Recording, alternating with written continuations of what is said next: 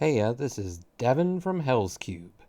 Today I'm welcoming you all to my new series, Frame the Masterpieces. We'll be taking a deep dive into design and how some cards from Hellscube's past and present do it right. For those who know a bit about me, I ran Find the Mistakes on r/custom magic.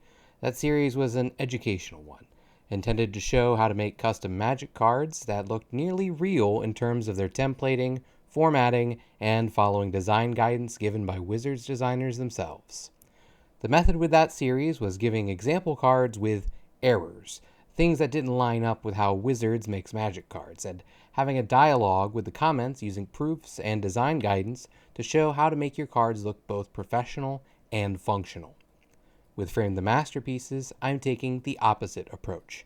I'll be grabbing a card I believe to be well designed from each main Hellscube and examining the lens through something nebulous, something mysterious. Hellsiness. What does that mean, you may ask?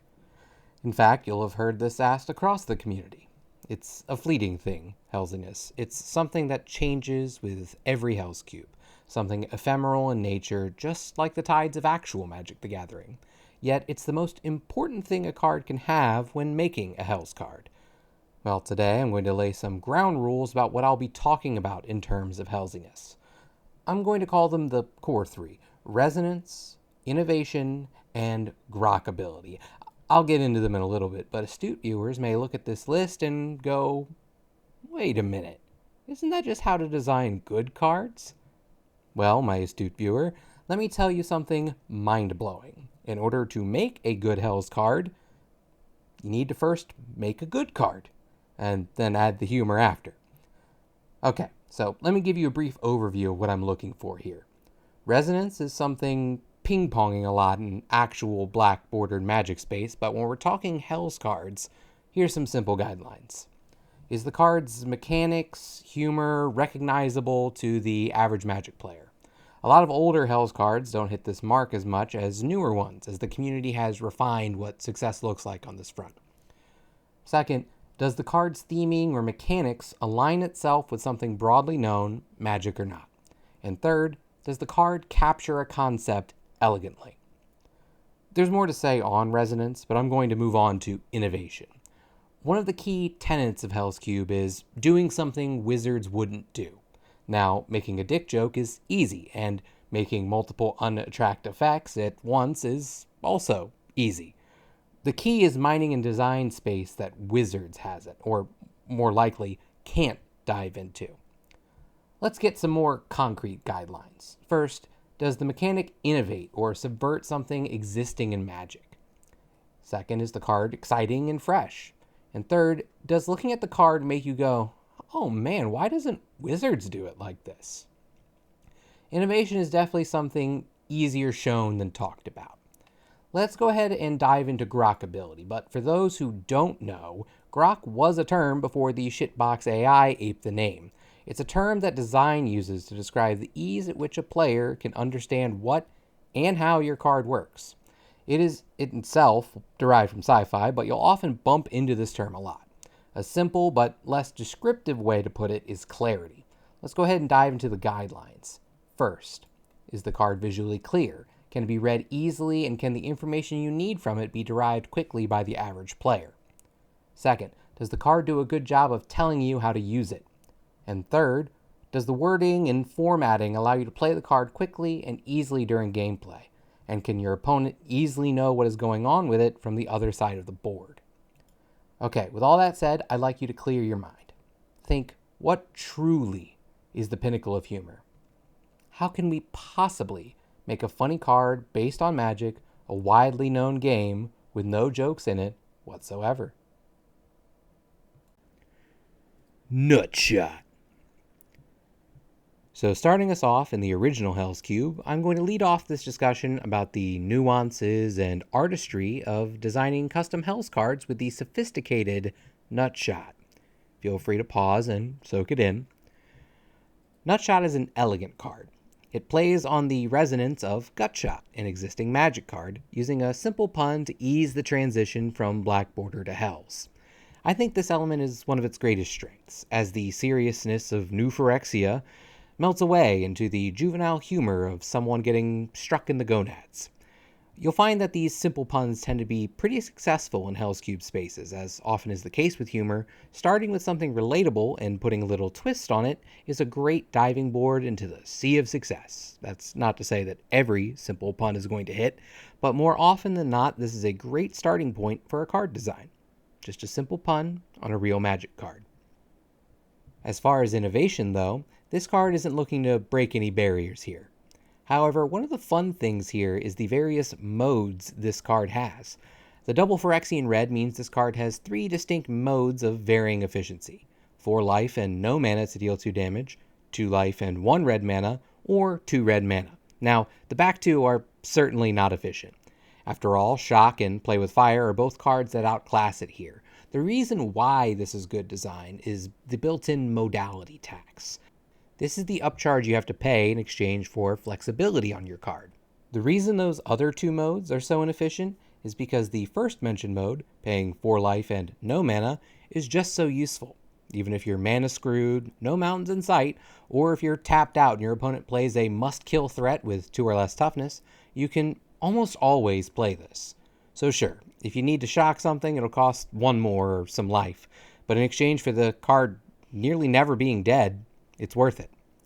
Now, for grok ability, I'm going to talk on a technique this card uses. This card uses ransom noting, so named because it takes bits from other cards and pastes them on in, like an old-fashioned ransom note. Done right, it allows for greater clarity on what the card does while still allowing for the scrappy humor Hellscube is known for.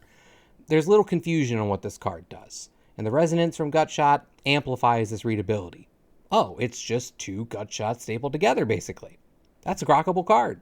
Special props to the flavor text, which successfully assembles humor from other cards, preserving the magic identity of the medium. Finally, let's talk about the elephant in the room. I've spoken about this card in a lot of words and a lot of lofty ideas, but the most important thing about being a Hells card is it funny? And yes, I think the brevity, the imagery, and the flavor text do a great job of selling the card. A tight card that works great. So we're going to move on to the sequel to Hellscube, Hellscube 2. This second cube was a radical shift from the submissions and structure anarchy from the first, introducing strict archetypes and ditching purple for the time being. Despite the reputation as one of the less fun cubes, it has some standouts and iconic cards. You'll find that many of the well-designed cards from HC2 have already found their way to being riffed on or masterpieced with updated visuals in later cubes. One of those I'll be talking about today. Layer Understander. This card is very interesting in the scope of this conversation. By all measures, it doesn't necessarily excel in a straightforward way. Not the most resonant, not the most innovative, and the grok ability is all in the reminder text. On a first read, you may not know the card gives itself its bonus. But the way this card is well designed is in its subversion of expectations. The core of the joke is being big-brained and knowing how layers work, a notoriously complex part of Magic rules. So the resonance is not about the card flavor or effect, but the inner workings of Magic cards themselves. The same applies to innovation. Wizards would likely not put something that cares about a creature's specific stats in a set over something that checks base power and toughness. It has anti-synergy with counters even, but the intrigue of how to use this card properly is thought-provoking. Something that sells the humor of the original is how confident it is. The 1-2 punch of explaining the layers interaction in the reminder text, followed by the confident, big-brain assertion of the flavor text, is what defines the card. Finally, for grok ability, it does what it says on the tin and explains it well. A later masterpiece eschews the reminder text and opts for a sleeker presentation, but that's expected of a card that became as well known in the community as Layer Understander. It's a face of the sarcastic, "Yes, I am so smart. Fear my intelligence." I'll reiterate, this card teases you with an interesting hoop for a 2-2 that gives an anthem to 1/1s. That, to me, is part of the essence of a well-designed Hells card. Something that makes you laugh, then makes you think of the possibilities. Hellscube 3, to me, is where Hellscube and its identity really started to form. less strict on the archetypes, purple is back, and a lot more effort is being poured into each card's style. Speaking of style, At Everyone is the next card I'll be speaking on. Now, this card banks on resonance in a different way than the prior two. It bases itself off a real-life example of the dreaded At Everyone or At All ping, flooding everyone's notifications for likely a joke. The visuals sell it well. The grainy screenshot as the flavor text, the pings on the arrow tips, it works great. Even the mechanical representation of checking a ping being a scry, and the symmetricality of it reflecting the At Everyone ping hitting, everyone, works great on a resonance level. With innovation, this card utilizes blank link technology, appending an action to a dash link to be shorthand, just like lifelink is. The scaling on this, with a floor of 2 scries and only going higher, really showcases the cool things you can do by pasting a link effect onto only just a minor damage effect. It also reinforces the theming. This is, after all, a bunch of pings that you have to check. With Grokkability, this card also excels. It's a riff on Blazing Volley and the festivities and so on, so you get the general sense that it's a wide ping, and the At Everyone naming tells you not just the joke, but what the card affects. Everything. The usage of the scry link up top and the cleanness of the text solidifies ease of use and lets your mind think about when to leverage it. Perhaps a small ping with this to get your library in order, or for maybe just waiting to fully utilize the entire board ping. The versatility really shines on this card. Okay, so before I get into Hellscube 4, I have to preface it. HC4 is, on the tin, a vintage cube. In Hellscube design, that manifested as everything being either insanely broken at a base or costing 1 or 2 mana less than it should in normal Magic spaces. It's a very strong format, so many of the cards are more streamlined and powerful.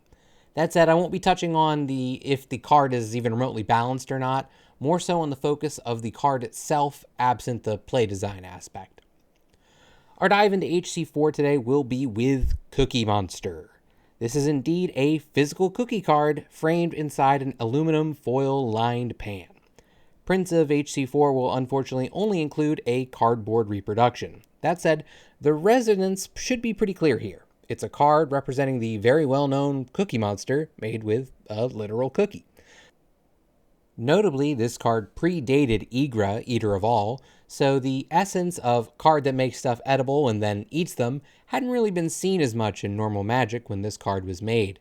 The vintage environment really lets this card capture its source material. No cost on the sacrifice illustrates the wild abandon the live Muppet has when devouring cookies, allowing you to fire off a bunch of triggers and eating a bunch of cookies at once.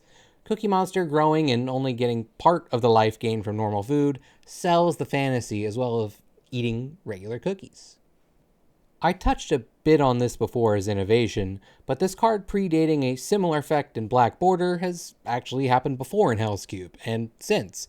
That said, I think the expression of the effect is evocative, yet rules light enough to not interfere with much, a sense of elegance that, in effect, avoids the Igra plus Vandal Blast kind of issues that Igra has. Now, personally, I think Grokkability is where this card shines the most. Not just in its effect, but in the presentation. The black frosting lines on the symbols and characters, already cookies baked in the shapes needed, gives greater reading clarity, with even the shine of the kitchen lights gleaming off of them to give a similar effect to drop shadows on the symbols of actual cards. The composition, too, gives it a scrappy sense about it that really sells that it's an actual cookie you're reading from. Special shoutouts to the white backer on the rules box and type line. This gives the block some visual clarity and pop that would have been lost with just using the frosting on the cookie back. There's actually some similar cards that use physical objects to represent a card, and this gets some things right that others had to skimp on a bit to make work. The separate and deliberate spacing of the characters in the power and toughness box and the name and mana cost allow you to quickly understand what this card does, how much it costs, and what its stats are without a possibility for a misread. Finally, as I said earlier, the effect is easy to understand and multifaceted in a way that makes you think hard on how you want to leverage it. Another preface as we get into Hellscube 6, HC6 is a commander draft cube, so an additional layer of design is added into the fold. With Commander, politicking and the foibles of multiplayer rear their head in design expectations, and any card that wants to rise to the top should in some sense interact with that element successfully. This brings us to AITA, Am I the Asshole? This card does something wonderful with Resonance. It blends three distinct elements into a cohesive, flavorful package. First, the obvious name inspiration of Am I the Asshole? A format where someone tells you a tale of something they've done and want advice from the comments on if they were, in fact, in the wrong to do what they did. It also blends a flavor element depicting Nahiri after she absolutely wrecks Soren Markov's house for blood feud reasons, also notably an asshole move. Then it also slams into the meta element of being the commander player leveraging efficient removal at something on board. A lot of times in those situations, you need to reassure the other players that what you did helped the rest of the table so they won't retaliate against you for using spot removal. The interplay in the votes really ties it all together, where if you use this card either incorrectly timed or without politicking enough, you get pretty harshly punished. While if you use it correctly, you get to either ingratiate yourself to the other players further by removing another key threat, or you get free reign to start dismantling another player's threats as well, based solely on your ability to gain the table's trust. Innovation-wise, this card leverages opponent-only voting as a way to really highlight the social nature of Commander games. You have no definitive effect on whether or not you get the rider, it's how well you can navigate your other players and sway at least one to make sure that you get the full payoff.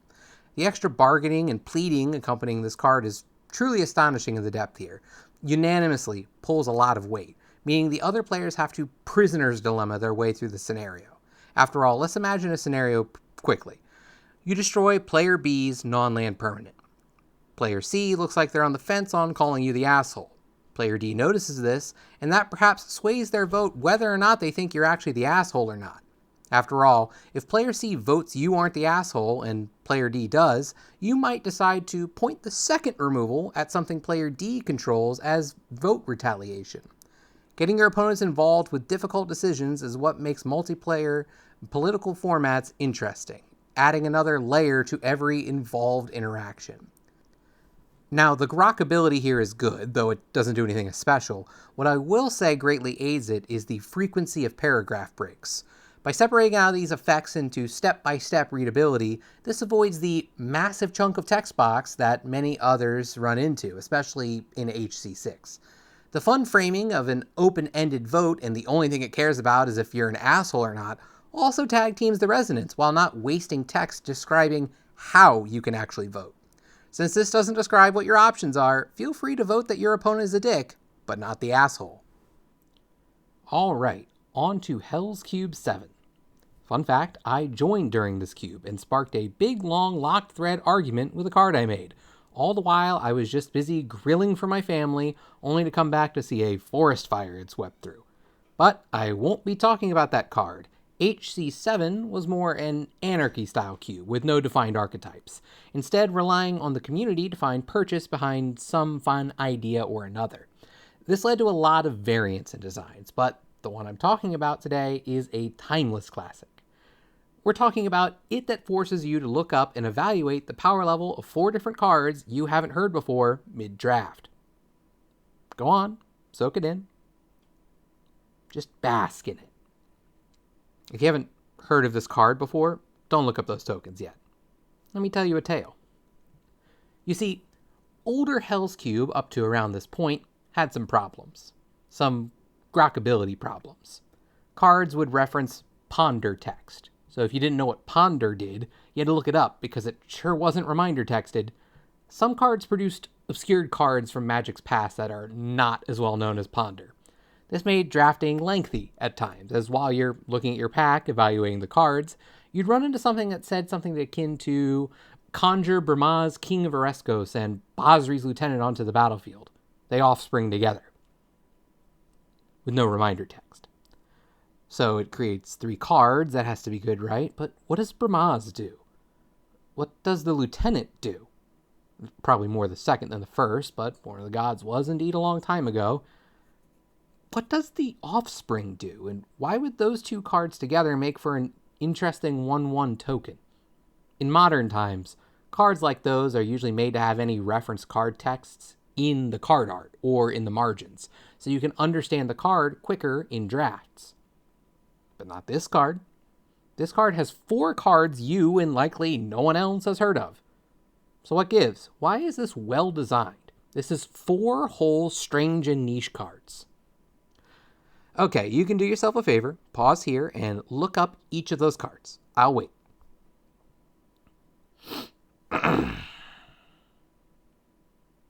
You did it? Great! I bet by card 3, you understood why this card is great. This card, in essence, is a 4/5 that creates another 4/5 token, both vanilla. The act of forcing you to Scryfall or, God forbid, Gatherer search each of these individually is part of the humor and resonance that really makes this card shine. The added context of Hellscube history and drafting issues that it's playing off of really deepen the humor and show that a joke can include a small meta element that involves you and takes you on a journey. Innovation-wise, this card isn't anything special, a smaller Desolation twin, but I will shout out the choices that make you really go, wait, I've never heard of Meng Huo, nor their horde before. Grackability is surprisingly relevant. Long name lines have been a part of Hellscube for a while, but the use of the 1.5 to double name line really helps increase the sense of frustration this card incites when trying to evaluate it. This anti-grok tech plays a bit into the art movement of adversarial art, where this card is deliberately trying to piss you off on a first read. Ugh, why is this name so long? What's the deal with 4 whole cards I have to look up? The simple presentation helps the card not actually take that long, and the 4 options means by the time you get to card 3, you probably fully understand what this card is asking you to do.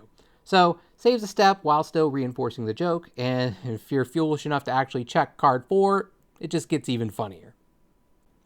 Last, but certainly not least, we're on to Hellscube 8. As of writing, HC8 is still ongoing with only half of the cube finished and in play testing. That's not to say there's a dearth of cards to examine. Instead, today we'll be actually looking at one of Hellscube's highest voted cards ever. This is Doom Mourns 9/11. This is based on an actual couple of panels where even the supervillain Dr. Doom is mourning 9/11 for some reason, despite likely committing multiple 9/11s himself. This card was submitted around the time that the Spider-Man comic panel showcase cards were being teased and released, so it definitely crit a lot of people with the timing. The resonance here is off the charts. Using the saga formatting allows for great joke storytelling, with every element of text playing into the joke. Making 9/11 a keyword action is great, with the writer of Never Forget This being a mantra spoken by Americans about the event often. The second panel, having the actual panel text from the actual comic, really sells the fantasy. And finally, the last panel, subverting your expectation of what Do 9/11 really is, sets the humor firmly in place. The sort of irreverence of the humor, tied with the very salient commentary of how American people view 9/11 compared to other world tragedies, makes this a very neat package. Just a great usage of the saga format and the transformative aspect of the joke through practically trinket text wording of doing 9/11 as opposed to writing out the effects as they are in the reminder text. With innovation, this is mostly a standard style of effect, mostly humorizing the mechanics through a practically meaningless keyword action. Still, the way this shines is using a qualifier on that humorous keyword action that actually modifies the effect. Just a nice touch that shows how clean a flavor shift can coincide with a mechanic shift, the manifest dread to manifesting. That said, this card's grackability is great. The simple effects allow for the art to truly take center stage, and the subtle choice of how the added in rules text box play with the as feature in the comic book's flavor text boxes allow you to differentiate between the two easily. Finally, the framing of the effects, alternating sides, assists in reading flow, meaning this card is both funny and guides you through the joke and effects with ease. Alright, and that's each of the main Hellscubes. Hopefully you've seen a couple of different angles of design, how each card brought a unique slant on Magic the Gathering that assisted its humor. That brings us to our last section, where I'm going to talk about the making of a Hells card itself. Now, I've given you a lot of commentary on some great cards, along with a dissection of how each element shows good design praxis. But I haven't really given you insight on how to make a great Hells card. That's not to say I'll be showing you a great one, but I will be diving into how I made a card that actually got accepted into the cube. For today's example, I'll be talking about Jace Tells You His Life Story. So this card started with a passing thought. What if I had a saga that was formatted like a dating site conversation? After thinking on it a bit more, I settled on Grindr, as it has a very recognizable and clean messaging format. Then I thought, okay, what would be a humorous conversation to show in saga form? And my mind went to those people who always want to tell you their entire life story before actually talking about anything. Then it clicked. Jace would be that type of guy on a dating site. Now, messaging Jace on Grindr is a good start, but I wanted to dive into something that plays well with Jace in this context. His fucked up and not flattering backstory moments. So, in this framing, I wanted to capture the major beats people knew and tie them to pithy conversation bits. I cut out some stuff about the guild pack time of his life, as well as pre-Ixalan and his War of the Spark stories, as they're a lot less topical these days. My favorite part is the subtle, wait, hold on, as he erases his memory twice in this saga, utilizing the technology from the card Blink from the Doctor Who precons. You follow the order of the numerals, not the layout of the numerals. So to illustrate how often Jace seems to wipe his memory, I was happy to double back on chapters 3 and 5.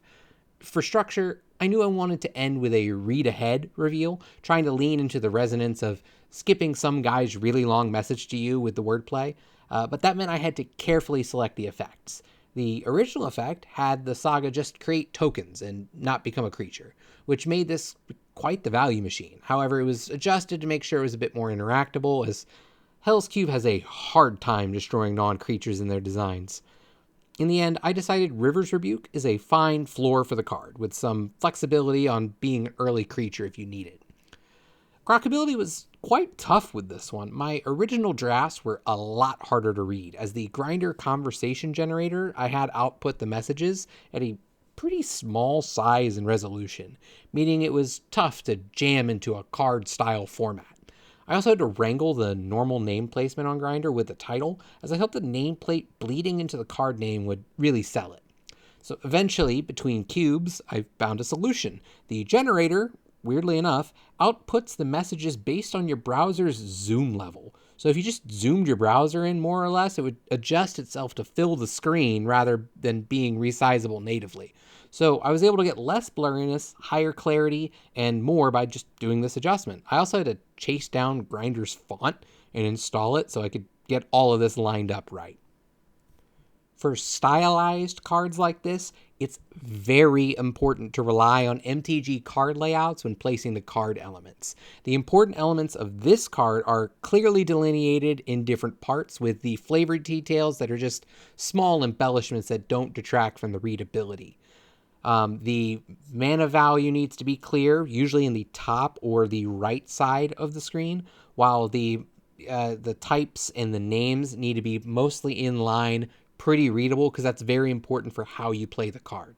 Additionally, try and get the highest resolution you can for these types of effects. After all, people do print these. Try and compare your font size to a real Magic card and make sure it's not too far off. Do a distance test to see if it's readable at a distance. I'm sure this one shows up a bit hard to read in Cockatrice, but I feel the on-card read and paper will be quite good. The negative space hopefully rounds out the text-heavy presentation of this kind of conversation. And that's it for today's Frame the Masterpieces. Hopefully it's given you some insight on how to identify good design and analyze what makes a good card tick. I hope to see you in the submission channel of Hellscube Discord.